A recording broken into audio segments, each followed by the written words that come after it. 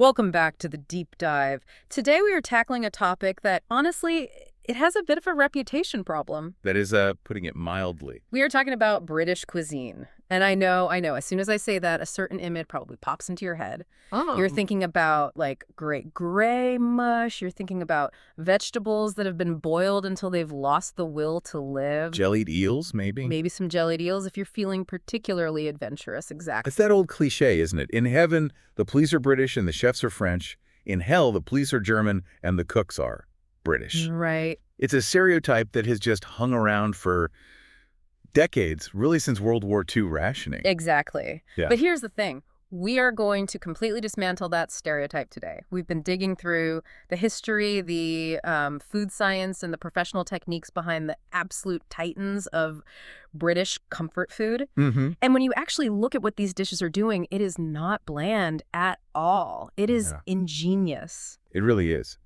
I think what gets missed in all the bad food jokes is that British cuisine is fundamentally about mastering texture. And, surviving the elements. Right. These dishes, they tell the story of the Industrial Revolution, of working class resourcefulness, and honestly, some pretty sophisticated kitchen chemistry. That is what surprised me the most. We aren't just talking about, dumping ingredients in a pot. We're talking about thermal shock, surface area maximization. Logistical planning. And logistical planning that rivals a military operation. It's basically engineering on a plate. So we are going to do a deep dive into the big five. The pillars. We're talking fish and chips. Of course. The full English breakfast, shepherd's pie, and we will settle the naming debate on that one, the Sunday roast, and the glorious sticky toffee pudding. That is a very heavy, very comforting lineup. Let's start with the heavyweight champion, fish and chips. You really can't start anywhere else, can you? It's the national dish. But it's not just some random invention, is it? It wasn't just someone deciding to deep fry dinner for fun. This dish was born out of necessity. Absolutely. Mm-hmm. If you look at the timeline, fish and chips is the fuel of the 19th century Industrial Revolution. Okay. You have to imagine the context. Yeah. You have these massive populations flooding into cities like Manchester and London to work in factories. Right, long hours. Grueling, calorie-burning shifts. They don't have time to cook, and they certainly don't have much money. So it was the original fast food. It was the first true industrial fast food. Cheap, hot, and incredibly calorie-dense. It literally kept the workforce running.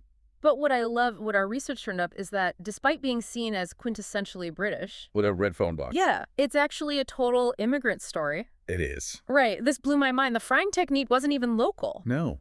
The tradition of frying fish in batter that actually came from Jewish immigrants. They were arriving from Portugal and Spain in the 17th and 18th centuries. Wow. They fried fish on Fridays to eat cold on the Sabbath.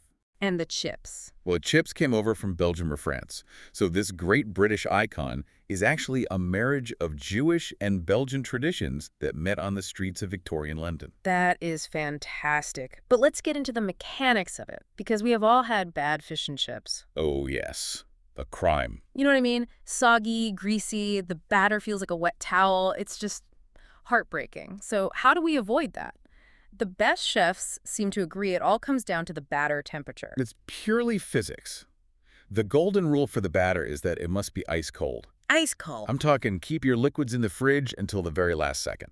And we aren't using water, right? The secret is beer or soda water. Ideally, yes. A cold lager. And this isn't just for flavor. There are a couple of scientific reasons for this. First, alcohol is more volatile than water. Meaning it evaporates faster. Exactly. So when it hits that hot oil, it just explodes away from the fish, leaving behind that crispy, airy structure. And the second reason? Carbonation. The bubbles in the beer, they promote expansion. But the real key, the absolute key, is the thermal shock. Okay. You have oil at, say, 180 degrees Celsius. You have batter at 4 degrees. When they meet, the reaction is violent. That shock seals the crust immediately, which stops the oil from soaking into the face. Ah, so warm batter just acts like a sponge. It just sucks it all up. So warm batter equals greasy fish. Cold batter equals crunch. That's the formula. There was another tip that caught my eye about the prep. Something about dusting the fish first. Yes, this is the step that home cooks almost always skip. And it's critical. You have to dredge the raw fish in plain flour before you dip it in the batter. Why is that? Is it just for like an extra thick coating? It's for friction. Think about it. Raw fish is wet and slippery. Yeah. Batter is wet and slippery. Right. If you just dip the raw fish into the batter, the coating will just slide right off as soon as it hits the oil. Gross. You'll end up with a piece of naked fish and a separate, sad clump of fried dough. The flour is the glue. It bonds the two together. Okay, that explains a few of my past disasters. Now we have to talk chips. Because British chips aren't French fries. They're thicker, chunkier. A different species entirely. And apparently you can't just fry them once. No, absolutely not. If you fry a raw potato chip once at high heat, the outside will burn before the inside is cooked. It'll be raw in the middle. So what's the secret? The secret to the British chip, that fluffy interior and that almost glass-like exterior, is the double fry. Okay, walk us through that. So first, you basically poach the chips in oil at a lower temperature, say around 140, 150 Celsius. You aren't trying to brown them at this stage. You're just cooking them through. Exactly, just cooking the potatoes so it's soft. Then you take them out, drain them, let them cool a bit. And then? Then you crank the heat way up to 180 or 190. You drop them back in just for a few minutes. That second fry is purely for the armor, that crispy golden shell. And I'm guessing the type of potato matters here too. You can't just use any old potato. Oh, you need a floury potato. Something with a high starch content, like a Maris Piper here or a russet in the U.S. And why is that? If you use a waxy potato, it just gets greasy and dense. You need that starch to create the fluffiness. And of course, you serve it with mushy peas, Yeah. which I used to think was so weird. But now it makes sense if you think about the nutrition. It does. They use marrowfat peas, which are dried field peas. They were shelf-stable, they're cheap, and they filled that nutritional gap for the working poor. Plus, the sweetness cuts through all the vinegar and the fat. Okay, so fish and chips was the fuel to keep you going at the end of the day. But if you were a laborer in the 1800s, you needed something massive to even start the shift. Which brings us to the fry-up, the full English breakfast. A logistical masterpiece. It really is. I mean, just look at the list of components for a proper full English. You've got sausages, bacon, eggs, beans, toast, mushrooms, tomatoes. Maybe some black pudding if you're brave. It's an insane amount of food. It's a calorie bomb. And again, historically, this makes total sense. If you were a farmer or a factory worker, you might eat this at 6 a.m. and not eat again until sunset. You needed that slow-release energy of fat and protein. Right. Nowadays, it's more of a hangover cure or a weekend treat. But the DNA of the dish is pure manual labor. My issue with cooking this at home is the timing. I feel like I need 4 hands. Everyone does. By the time the sausages are done, the eggs are cold. By the time the toast is ready, the bacon is like rubber. How do you actually pull this off without an industrial kitchen? Okay, so this is where the professional holding station technique comes in. You absolutely cannot do this all on the stovetop at the same time. So you don't even try? Don't even try, unless you have a griddle the size of a door. The hack is your oven. The oven? Yes. You use your oven, set it to a lowish heat, around 100 to 120 degrees Celsius. You cook the robust things first, the sausages, the bacon. Things that can wait. Exactly. Get them browned, then get them into a dish and into that warm oven. They won't dry out. They'll just stay perfect. Okay, so that buys you a lot of time. A huge amount of time. Then you do your tomatoes and mushrooms, pop them in the oven too. The only things you cook live, right at the moment of serving, are the delicate things. The eggs in the toast? The eggs and the toast. Everything else is just happily waiting in the oven. That takes the stress level down from a 10 to like a 2. It makes it enjoyable. And, there is one specific component where people often ruin the texture. What's that? The baked beans. What? How can you ruin beans? You just heat them up from a can. You would think so. Yeah. But people tend to boil them really aggressively. If you boil baked beans hard, the sauce reduces into this thick, cloying, almost burnt paste. Oh, I've done that. Everyone has. You want to heat them gently, never let them bubble violently. You want that sauce to stay silky. I feel seen. I have definitely burnt the bean sauce before. It's a common tragedy. And visually, the eggs are the star, right? They have to be. Always. The yolk is the focal point. Whether it's sunny side up or poached, that bright orange yolk just breaks up the sea of brown and red meat. It makes the plate look intentional. Instead of just a pile of food. Exactly. Okay, let's pivot to our third pillar. This one involves a naming controversy that I didn't even realize I was getting wrong my whole life. Shepherd's pie versus cottage pie. The great debate. I always just thought they were interchangeable names for meat with mashed potatoes on top. A common mistake. But if you mix them up in front of a purist, you get in serious trouble. You do.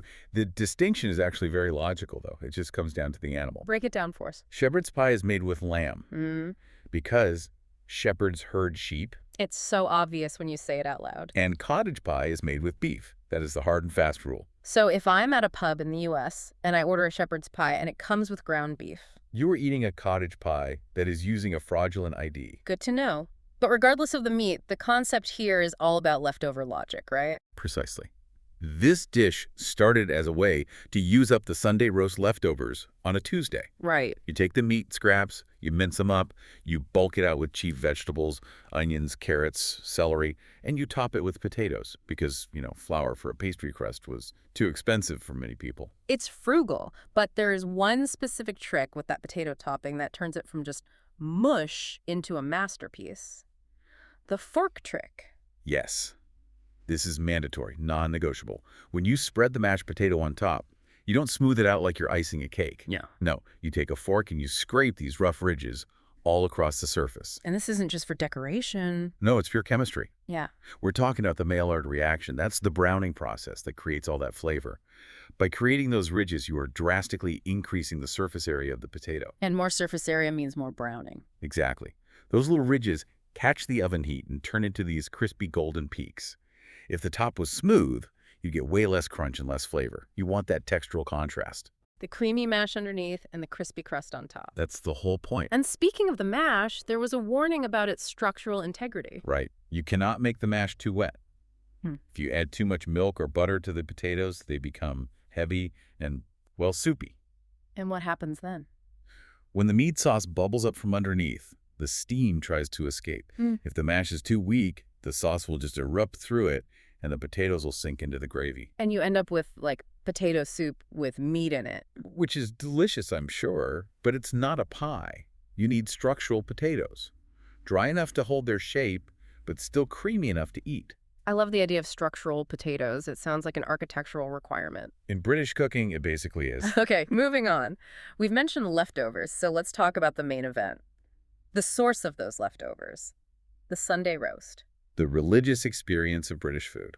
It really is a ritual, isn't it? Sunday afternoon, family gathering, this huge joint of meat. And we're focusing on roast beef specifically today. The classic. Sirloin, rib of beef, or a topside roast. Now, I have a bone to pick with the experts here. I'm always so hungry when I cook this. But the number one rule they all mention is resting. It is the number one rule. They say you have to let the beef sit for at least 20 minutes, maybe 30, after it comes out of the oven. Correct. But come on, if I leave it on the counter for 30 minutes, isn't it going to be cold? I want a hot dinner. I hear you, but you have to trust the process. First of all, a giant piece of beef holds heat incredibly well. Okay. It's called carryover cooking. The internal temperature will actually continue to rise for a bit after you take it out. So it won't be cold, I promise. But why is it so necessary? Why can't I just carve it straight away? It's because of the muscle fibers. When you roast meat at 200 degrees, the fibers contract, they tighten up. Okay. And they squeeze all the moisture, all the juice, toward the center of the joint. If you slice into it immediately, all that pressure is released and the juice just floods out onto your cutting board. So the meat ends up dry. Like a shoe. But if you rest it, the fibers relax. The juices redistribute back through the meat. So when you finally carve it, the juice stays in the slice. That is the difference between dry roast beef and melt-in-your-mouth roast beef. Okay, fine. I will try to be patient. Now we have to talk about the side dish, the roast potato, because the British take on this is very, very specific. The roastie is an institution. It's not just pig potatoes. No. And the secret to the perfect roast potato, the one that crunches so loud it wakes the neighbors, is the rough up. The rough up. So you peel your potatoes and you parboil them. You boil them for maybe 7 or 8 minutes, just until the outsides are getting soft. Then you drain the water. Okay. But you don't just put them in the roasting tin. You take the colander and you shake it vigorously. You actually want to beat them up. You want to destroy the edges. You want them to look fuzzy and breaking. Because that fuzzy, floury layer on the outside is basically a starch slurry. When that hits the hot fat goose fat or beef dripping is best, it fries instantly. That fuzz transforms into the thickest, crunchiest crust imaginable. While the inside stays fluffy. Exactly. If you just roast a raw potato, you get a smooth, tough skin. Yes. If you rough up a parboiled potato, you get a glass-like crunch. I can practically hear that crunch right now. It sounds incredible. This is the best part of the whole meal for me. Okay, we have eaten a lot of savory food. We've had fish, a heavy breakfast, pie, beef. We're practically in a food coma, but we need to finish. There is always room for pudding. And we are finishing with a modern classic, sticky toffee pudding. This is actually the youngest dish on our list. It really only became a national staple in the 1960s and 70s. It sounds incredibly heavy. It's a sponge cake made with chopped dates, and it's covered in toffee sauce. It is rich, yes, but Yeah. it shouldn't be heavy. And this is where the science comes in again. If you just put dates in a cake, it would be dense and chewy. Right? Dates are sticky and fibrous. Exactly. So the recipe calls for a very specific chemical reaction. You soak the chopped dates in boiling water, mixed with bicarbonate of soda. Baking soda. Baking soda, yeah. Why specifically baking soda? Well, baking soda is alkaline. When you soak the dates in that alkaline solution, it breaks down the tough skin, the cellulose, and the pectin of the fruit. It essentially dissolves the structure of the date. So it melts into the sponge. Melts into the sponge, you get the flavor and the sweetness, but without any chunks of chewy fruit. And the bicarbonate also helps the sponge rise, which gives it a lighter, airier texture to offset that heavy sauce. Let's talk about that sauce. It's toffee sauce, but it's not just sugar and water. No, it's the holy trinity. Yeah. Butter, heavy cream, and dark brown sugar. And you really need the brown sugar, specifically muscovado, if you can get it. Because of the molasses. Yes. White sugar is just sweet. Brown sugar has those bitter, caramel mineral notes from the molasses. That depth is what stops the dish from being sickly sweet. It gives it a more grown-up flavor profile. And the serving temperature is key here too, right? We're playing with that contrast again. It is essential. The pudding must be hot. The sauce must be bubbling hot.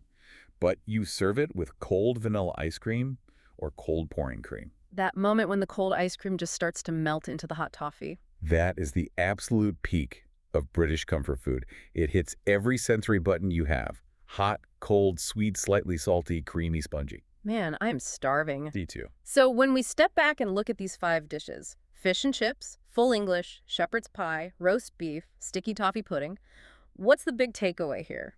For me, it's a newfound respect for the how. These aren't fancy ingredients. We're talking about potatoes, eggs, cheaper cuts of meat, dried peas. Right. It's not truffles and caviar. No, but the technique elevates them into something legendary. It's the patience to rest the meat. It's the physics of the cold batter.